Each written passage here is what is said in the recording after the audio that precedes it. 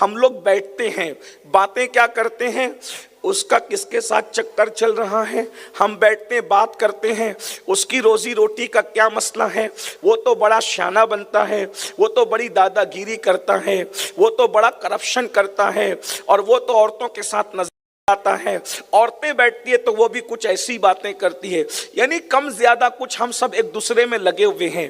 ایک بات میں آپ کو بتاؤں، اگر ہو سکے تو ایسا کیجئے، جب بھی بیٹھیے یا تو تجارت کی بات کیجئے یا تو کسی کو فائدہ پہنچانے کی بات کیجئے، اور کوشش کیجئے کہ کسی بھی محفل میں بیٹھیے تو علم پر ڈسکس کیے بغیر مت اٹھیے۔ کیا بات ہے، بہت علمی اچھی بات ہے۔ مسائل مثال کے طور پر، اور میں تو یہ کہتا ہوں کہ جاہلوں کے ساتھ بیٹھیے ہی مت۔ جاہل اس معنی میں ان پڑھ کے معنی میں، ورنہ ہم کسی مسلمان کو جاہل نہیں کہتے، کیونکہ جو رسول اللہ کے دامن سے وابستہ ہو گیا اب وہ کبھی جاہل نہیں ہو سکتا۔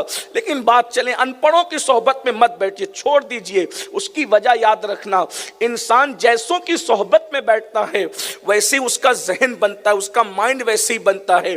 آج آپ کو پتا ہے نشہ کیوں پرموٹ ہو رہا ہے؟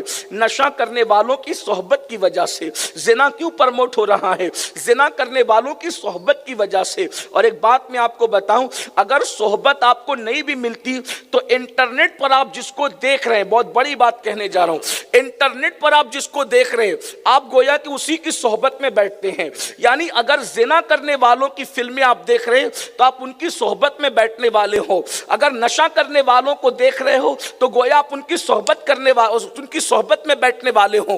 اسی طرح اگر علماء کو دیکھ رہے ہو تو گویا آپ ان کی صحبت میں بیٹھنے والے ہو۔ یاد رکھنا اچھی طرح سے، اور پھر یہ بھی یاد رکھیے دنیا میں جو جس کے ساتھ اٹھے گا بیٹھے گا وہ قیامت کے دن اسی کے ساتھ اٹھایا جائے گا۔ اب آپ کو یہ منظور نہیں کہ آپ کسی عالم دین کے ساتھ اٹھیں، کسی اللہ والے کے ساتھ اٹھیں۔ ذرا سوچئے تو صحیح، صحبت بگاڑتی بھی ہے، صحبت بناتی بھی ہے۔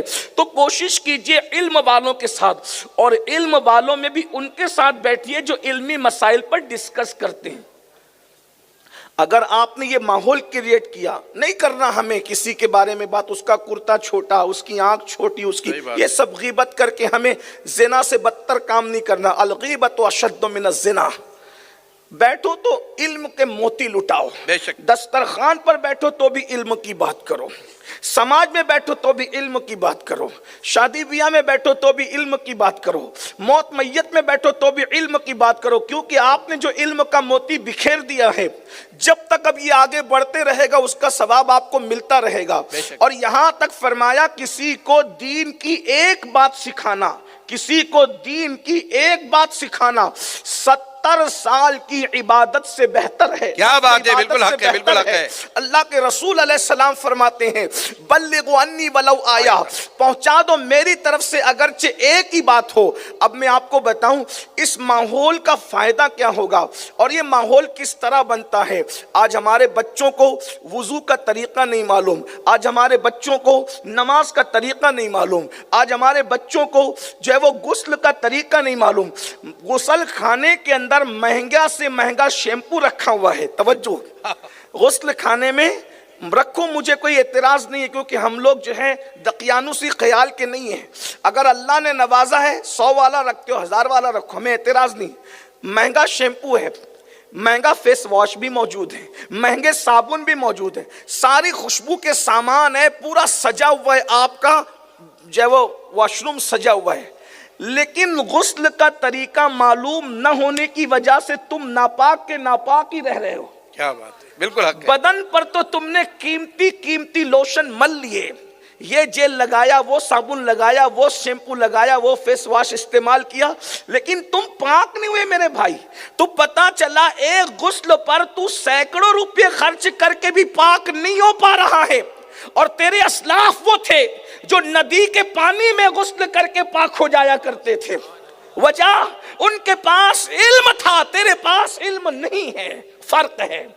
ان کے پاس علم تھا، تو جس کا جو غسل ہی نہیں کر پا رہا ہے، جو ناپاک ہی، 3 بچے ہو گئے یہ ناپاک، اس کو غسل ہی نہیں آتا، اس کا غسل کبھی اترا ہی نہیں۔ 4 بچے ہو گئے، اس کا غسل کر، تو جو ناپاک رہے گا، وہ جو جنبی رہے گا اس حالت میں مرے گا تو اس کا کیا ہوگا؟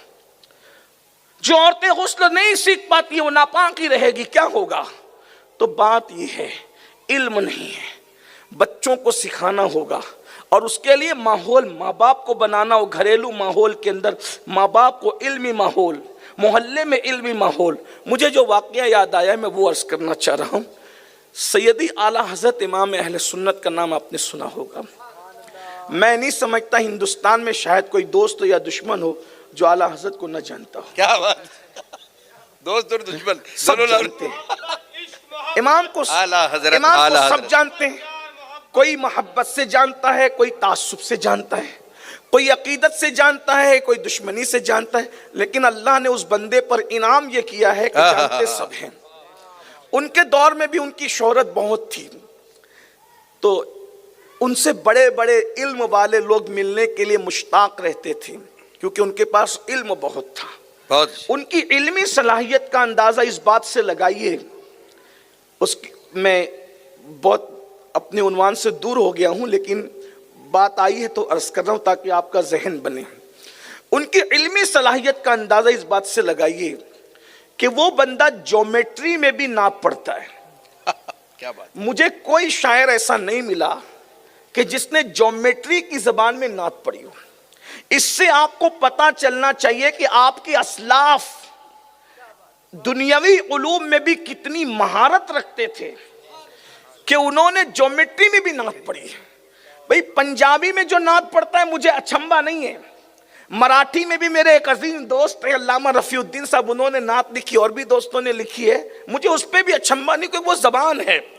لیکن جیومیٹری ایک علم ہے، اس علم میں کبھی نعت نہیں لکھی گئی، اور میں سمجھتا ہوں کہ شاید ظاہری نظر میں لکھی بھی نہیں جا سکتی ہے، یہی بات ہے نا، نہیں لکھی جا سکتی، لیکن علم جب مہارت پاتا ہے تو پھر علم کتنا بلند کر دیتا ہے انسان کو۔ شاید میں نے کئی جگہ پر اس کو پڑھا ہے، میں اس کو ریپیٹ نہیں کر رہا ہوں، صرف اشارہ دے کر اصل عنوان کی طرف جلدی آنا چاہتا ہوں تاکہ آپ کو بات سمجھ میں آئے۔ تو جیومیٹری کا ایک اصول ہے، نقطے کو نقطے سے جوڑو تو سرکل بنتا ہے، دائرہ بنتا ہے، دائرے اس طرح بنتے ہیں۔ امام اہل سنت سیدی اعلیٰ حضرت امام احمد رضا خان محدث بریلی یہ دائرے کو دیکھ کر کے، سرکل کو دیکھ کر کے جو ہے وہ امام اپنے نبی کی نعت کیوں اس طرح کہتے ہیں کہ کمان کہتے ہیں، دو کمانیں جب ملتی ہے تو دائرہ بنتا ہے۔ وہ کہتے ہیں کمان امکان کے جھوٹے نقطوں، تم اول آخر کے پھیر میں ہو، محیط کی چال سے تو پوچھو کدھر سے آئے کدھر گئے۔ دیکھ رہے ہیں جیومیٹری میں انہوں نے جیومیٹری کی زبان میں نعت لکھی، غور کیجئے۔ اس طرح انہوں نے بہت علم موسمیات کو سامنے رکھ کر انہوں نے نعت لکھی۔ میں ابھی وہ وقت نہیں ہے کہ میں اس کو ذکر کروں، وہ ٹائم نہیں ہے اس کا، اس لیے کہ حضرت قبلہ امیر محترم جیسی تشریف لائیں گے میری گفتگو وہیں ختم ہو جائے گی، آپ جیسا کہ جانتے ہیں، تو میں وہی روک دوں گا۔ لیکن میرا عنوان جو اصل آج ہے، عورتوں کی تعلیم پر مجھے گفتگو کرنا میں چاہتا ہوں، لیکن میں آپ کے سامنے تھوڑی تمہید پیش کر رہا ہوں۔ امام نے موسمیات کے ماہرین کے تجربات کو سامنے رکھ کر اس پر بھی نعت لکھی ہے۔ امام نے حروف مقطعات کو سامنے رکھ کر اس پر بھی نعت لکھی ہے۔ شعر پڑھ دیتا ہوں، تشریح نہیں کرتا۔ وہ کہتے ہیں کاف گیسو ہا دہن، یہ حروف تہجی اس کو کہتے ہیں، کاف گیسو ہا دہن یا ابرو آنکھیں عین صاد، یہ حروف تہجی میں پہلے مصرے میں نعت آ گئی۔ حضور کی آنکھ، حضور علیہ السلام کی زلفیں، انہوں نے حروف تہجی میں بیان کیا، کاف گیسو ہا دہن یا ابرو آنکھیں عین صاد، یہ حروف تہجی میں پہلا مصرع ہے نعت کا۔ اور دوسرا مصرع حروف مقطعات، حروف مقطعات میں کیا ہے، الف لام میم نون، اسی طریقے سے کاف ہاں یا عین صاد، اس کو حروف مقطعات کہتے ہیں۔ تو پہلے مصرے میں حروف تہجی میں نعت لکھی، اور دوسرے مصرے میں کیا کہہ رہے ہیں، پہلا مصرع سنے، کاف گیسو ہاں دہن یا ابرو آنکھیں عین صاد، کاف ہاں یا عین صاد، ان کا ہے چہرہ نور کا۔ کیا بات ہے، سبحان اللہ، سبحان اللہ، امام سبحان اللہ سبحان لہجے میں اللہ. نعت لکھی. اس کے بعد موسمیات کے فن کو سامنے رکھ کر جو آپ نے مصرع کا وہ یہ ہے لَكَ بَدْرٌ فِي الْوَجْهِ الْأَجْمَلِ قَدْ حَالِ مَا ظُلْفُ ابر اجل تورے چندن چندرو پرو کنڈل رحمت کی بھرن برسا جانا. کیا بات ہے. اسی طریقے سے آپ نے جغرافیہ کو، علوم فلکیات کو، علوم ارضیات کو سب کو سامنے رکھ کر کے نعتیں لکھی ہے.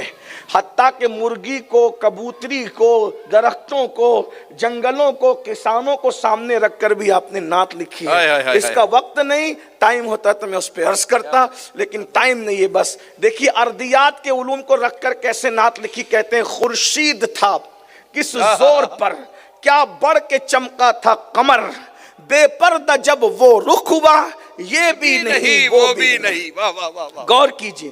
اور آپ نے جو ہے جنرل نالج کو بھی نعت کا عنوان بنا دیا.